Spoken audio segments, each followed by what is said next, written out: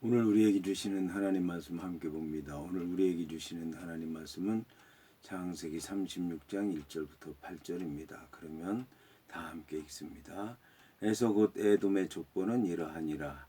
에서가 가나안 여인 중 헷 족속 엘론의 딸 아다와 히위 족속 시브온의 딸인 아나의 딸 오홀리바마를 자기 아내로 맞이하고 또 이스마엘의 딸 느바요스의 누이 바스맛을 맞이하였더니 아다는 엘리바스를 에서에게서 낳았고 바스맛은 루엘을 낳았고 오홀리바마는 여우스와 얄람과 고라를 낳았으니 이들은 에서의 아들들이요 가나안 땅에서 그에게 태어난 자들이더라.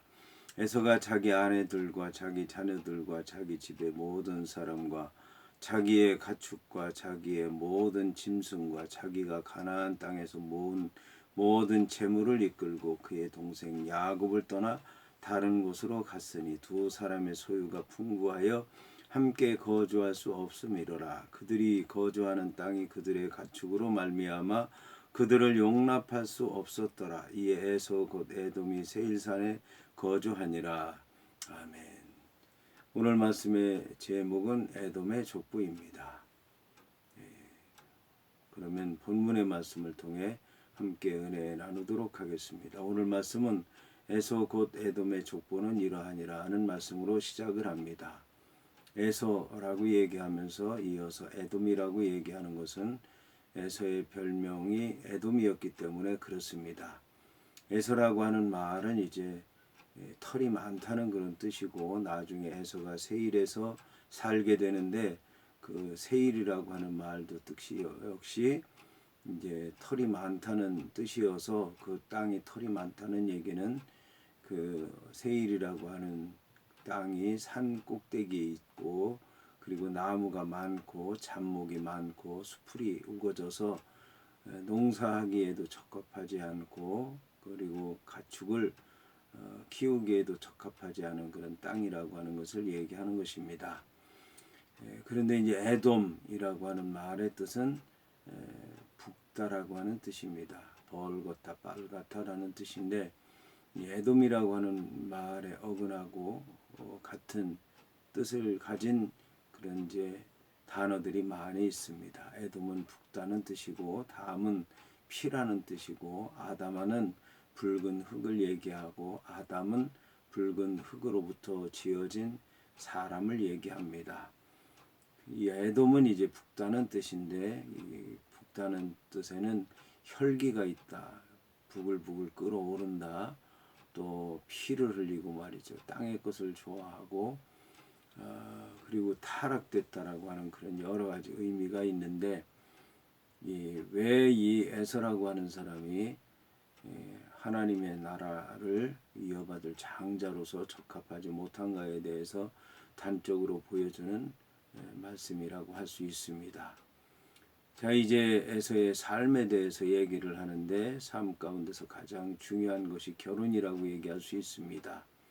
여기서 에서는 가나안의 여인 중에서 자기의 아내를 택했다고 얘기를 합니다. 아브라함은 이제 이 가나안 딸들의 중에서 자기 며느리를 삼기를 원치 않았기 때문에 종을 보내서 자기 아들 이삭의 아내로서 이제 자기 친족 중에서 택하기 위해서 종들을 아람으로 하란으로 보내게 되는데 오히려 이 에서라고 하는 사람은 가나안의 여인 중에서 아내를 택한 것을 볼 수가 있습니다. 그래서 헷 족속과 히위 족속 가운데서 아내를 택하게 되었고 나중에는 이스마엘의 딸을 얻게 되는데 이스마엘의 딸을 얻게 되는 것은 이 가나안 여인들을 아내로 얻었는데 그들이 이제 자기 부모들을 기쁘게 하지 못하는 것을 보고 그리고 이제 이 야곱이라고 하는 사람이 아내를 얻기 위해서 하란으로 가는 것을 보고 이게 이제 친척 중에서 택해야 되겠구나라고 해서 택했는데 그 이스마엘의 딸 중에서 택하게 되었습니다. 그런데 이스마엘은 알다시피 이제 아브람이 애굽에 들어갔다가 나올 때 데리고 나온 그 여종인데 사라의 몸종이었고 그 여종을 통해서 낳은 자식이 바로 이스마엘이라고 하는 것입니다. 이처럼 이제 이 에서는 약속의 자손을 위해서 아내를 얻은 것이 아니라 육체를 위해서 또 그 지역 사람들과 유대를 공고히 하고 그들과 함께 살고 그들을 통해서 복을 받기 위해서 가나안 여인들을 택한 것을 볼 수가 있습니다. 그리고 이 친척이라 할지라도 믿음을 가진 이보다는 육체적으로 관계가 있고 또 이스마엘이 법적으로는 장자이기 때문에 어떻게든지 그 사람들과의 관계를 통해서 자기가 이제 세력도 얻고 또 부도 얻고 세상적인 모든 것을 얻기 위해서 결혼한 것을 볼 수가 있습니다. 이렇게 해서 이제 아내를 하나가 아니라 둘도 아니라 이제 셋까지 얻게 됐는데 여기에서 자녀들을 낳게 된 것입니다.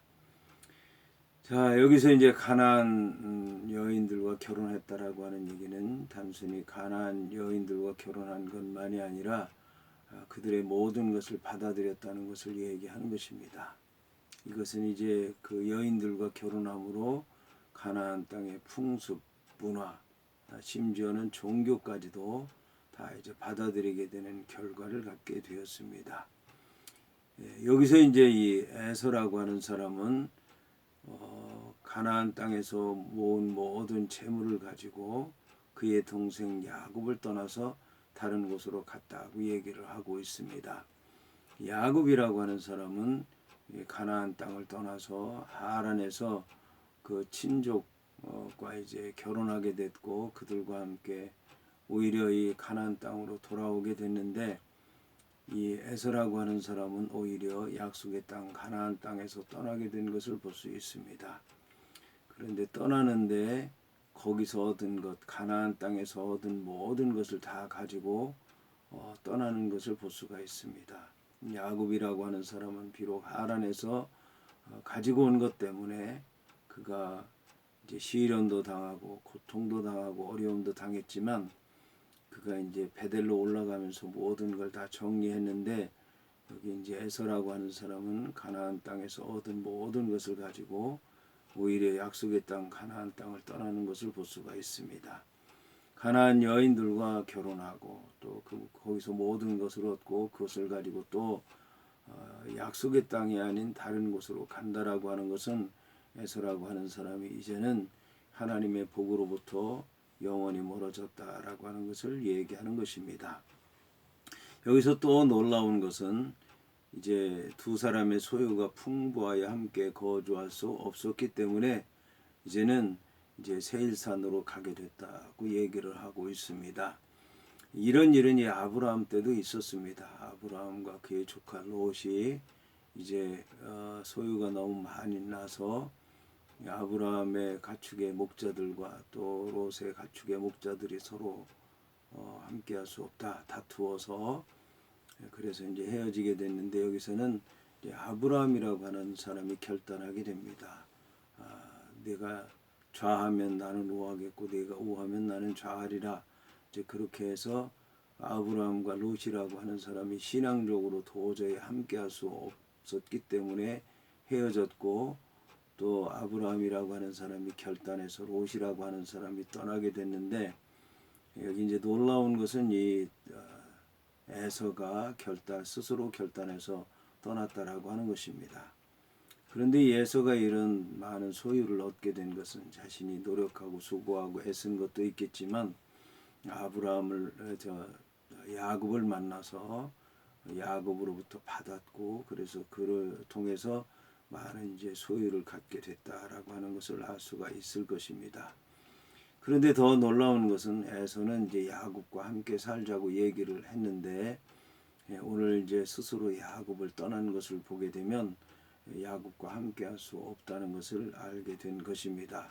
그뿐만 아니라 이제 가나안 사람의 딸들과 결혼을 했고 거기에서 많은 것을 얻었음에도 불구하고 그 가나안 땅을 떠난다라고 하는 것은 하나님의 약속을 떠난 것만이 아니라 가나안 사람들과도 결국 어울리지 못하고 떠나게 됐다라고 하는 것을 알 수가 있습니다. 하나님을 떠나고 하나님의 백성을 떠나고 또 하나님의 약속의 땅을 떠난 것만이 아니라 심지어는 자기와 결혼하고 또 그렇게 해서 동맹 관계를 맺고 함께 잘 살아보자고 하는 그 사람들에게서도 떠나게 됐다라고 하는 것입니다. 하나님의 자녀라고 하면서도 장남이라고 하면서도 그러면서 약속의 땅 가나안을 지키겠다고 하면서도 결국 믿음으로 살지 못했기 때문에 하나님을 떠나게 되고 하나님의 자녀들을 떠나게 되고 하나님께서 약속하신 땅을 떠나게 됐다라고 하는 것입니다. 하나님의 말씀을 떠난 그 백성들이 얼마나 비참한 결말이 오는가에 대해서 오늘 성경에서는 잘 말씀해 주고 있습니다.